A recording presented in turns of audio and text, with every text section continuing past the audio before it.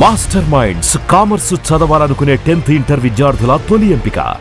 Switzerland వేదికగా ఓవైపు శాంతి ఒప్పందంపై చర్చలు జరుగుతున్నాయి. మరోవైపు ఇరాన్కు స్ట్రాంగ్ వార్నింగ్ ఇచ్చారు American president Donald Trump.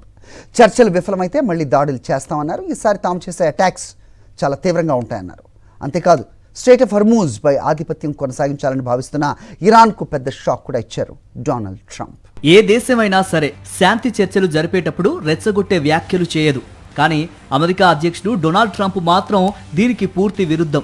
Iran విషయంలో ట్రంప్ తొలి నుంచి దూకుడుగానే వ్యవహరిస్తున్నారు. ఇరాన్తో శాంతి చర్చల ప్రక్రియ ప్రారంభమైనప్పటి నుంచి తరచూ హెచ్చరికలు చేస్తూనే ఉన్నారు. ఇస్లామాబాద్లో జరిగిన తొలి విడత చర్చల నుంచి ఇదే తీరుతో వ్యవహరిస్తున్నారు ట్రంప్.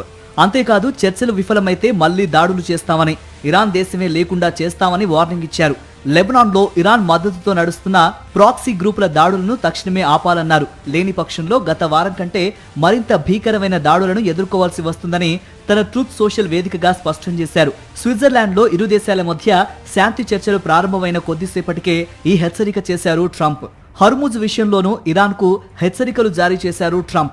జలసంధిని మూసివేసేందుకు యత్నిస్తే తీవ్ర పరిణామాలు ఉంటాయన్నారు. 60 రోజుల కాల్పుల విరమణ అమల్లో ఉన్న సమయంలో జలసంధిలో టోల్ విధించేది లేదని తేల్చి చెప్పారు.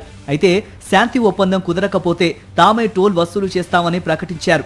గల్ఫ్ దేశాలకు రక్షణ కల్పిస్తున్నందుకు పన్ను వసూలు చేస్తామని పేర్కొన్నారు ట్రంప్. అయితే ఇరాన్ టోల్ వసూలును తప్పుపడుతున్న ట్రంప్ ఒప్పందం కుదరకపోతే తామే వసూలు చేస్తామని ప్రకటించడం చర్చనీయాంశంగా మారింది.